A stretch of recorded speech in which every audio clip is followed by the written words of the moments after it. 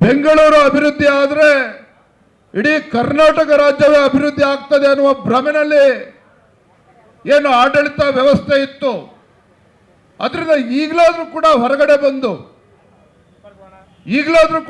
ಬಂದು ಏನು ಹಿಂದೆ ಆಗಿರ್ತಕ್ಕಂಥ ತಪ್ಪನ್ನ ಸರಿಪಡಿಸ್ಕೊಳ್ತಕ್ಕಂಥ ನಿಟ್ಟಿನಲ್ಲಿ ಕನಿಷ್ಠ ಪಕ್ಷ ಎರಡನೇ ವಿಮಾನ ನಿಲ್ದಾಣ, ಅಂತಾರಾಷ್ಟ್ರೀಯ ವಿಮಾನ ನಿಲ್ದಾಣ ಏನು ಡಿ ಕೆ ಶಿವಕುಮಾರ್ ಅವರ ಮನಸ್ಸಿನಲ್ಲಿದೆ ಕನಕಪುರವನ್ನ ಬಿಟ್ಟು ಈಗಲೂ ಕೂಡ ಕಾಲ ಮಿಂಚಿಲ್ಲ.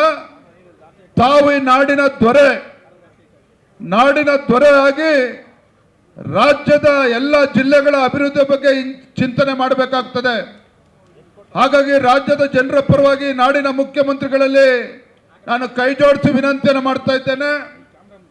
ಕನಕಪುರದಲ್ಲಿ ತಮ್ಮ ಜಮೀನಿನ ಬೆಲೆ ಹೆಚ್ಚಾಗಬೇಕು, ಅಲ್ಲಿ ತಮ್ಮ ಕಂಪನಿಗಳು ಬರಬೇಕು ಅಂತೇಳಿ ಆಲೋಚನೆನ ಬದಿಗಿಟ್ಟು ಎರಡನೇ ಅಂತಾರಾಷ್ಟ್ರೀಯ ವಿಮಾನ ನಿಲ್ದಾಣ ರಾಜ್ಯಕ್ಕೆ ಒಳ್ಳೇದಾಗಬೇಕು ಅನ್ನುವ ಅಪೇಕ್ಷೆ ನಿಮ್ಗೇನಾದ್ರು ಮುಖ್ಯಮಂತ್ರಿಗಳೇ ತಮಗಿದ್ರೆ ಈ ವಿಮಾನ ನಿಲ್ದಾಣವನ್ನ ತುಮಕೂರು ಅಕ್ಕಪಕ್ಕದಲ್ಲಿ ತಂದ್ರೆ ನಿಶ್ಚಿತವಾಗಿ ಮಧ್ಯ ಕರ್ನಾಟಕ ಮತ್ತು ಉತ್ತರ ಕರ್ನಾಟಕದ ಜಿಲ್ಲೆಗಳಿಗೆ ಅನುಕೂಲ ಆಗ್ತದೆ. ತುಮಕೂರಿಗೂ ಅನುಕೂಲ ಆಗ್ತದೆ, ಚಿತ್ರದುರ್ಗ ಅನುಕೂಲ ಆಗ್ತದೆ, ದಾವಣಗೆರೆ ಅನುಕೂಲ ಆಗ್ತದೆ, ಪಕ್ಕ ಕೊಪ್ಪಳ, ವಿಜಯನಗರ, ಬಳ್ಳಾರಿ ಜಿಲ್ಲೆ, ಈ ಕಡೆ ಶಿವಮೊಗ್ಗ ಜಿಲ್ಲೆ ಎಲ್ಲ ಜಿಲ್ಲೆಗಳಿಗೂ ಕೂಡ ಅನುಕೂಲ ಆಗ್ತದೆ. ಎಂಟರ್ ಉತ್ತರ ಕರ್ನಾಟಕಕ್ಕೆ, ಮಧ್ಯ ಕರ್ನಾಟಕಕ್ಕೆ ಇದರ ಲಾಭ ಆಗ್ತದೆ.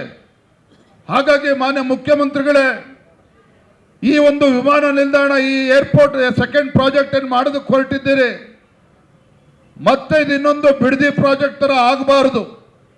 ಈಗಾಗಲೇ ರಾಜ್ಯದ ಜನ ಡಿ ಕೆ ಶಿವಕುಮಾರ್ ಅಂತ ಹೇಳಿದ್ರೆ ರಿಯಲ್ ಎಸ್ಟೇಟ್ ಏಜೆಂಟ್ ಇವತ್ತು ರಾಜ್ಯದ ಮುಖ್ಯಮಂತ್ರಿಗಳು ಅಂತ ಮಾತನಾಡ್ತಾ ಇದ್ದಾರೆ.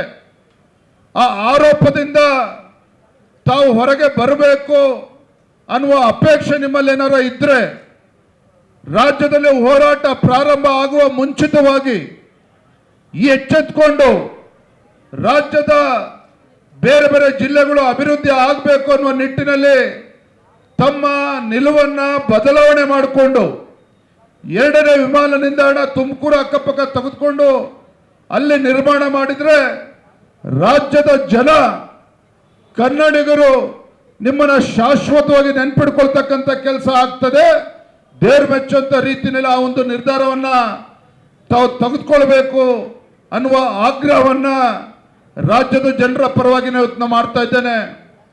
ಮಾನ್ಯ ಮುಖ್ಯಮಂತ್ರಿಗಳೇ, ಬಿಡದಿ ಉಪನಗರದ ಬಗ್ಗೆ ಎಲ್ಲರೂ ಕೂಡ ಇವತ್ತು ಸಾಕಷ್ಟು ಮಾತನಾಡಿದ್ದಾರೆ.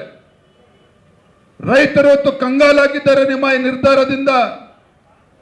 ರೈತರ ಕಣ್ಣಲ್ಲಿ ನೀರು ಸುರಿಸೋದ್ರ ಮೂಲಕ ನಿಮಗೆ ಯಾವುದೇ ಕಾರಣಕ್ಕೂ ಒಳ್ಳೆದಾಗೋದಕ್ಕೆ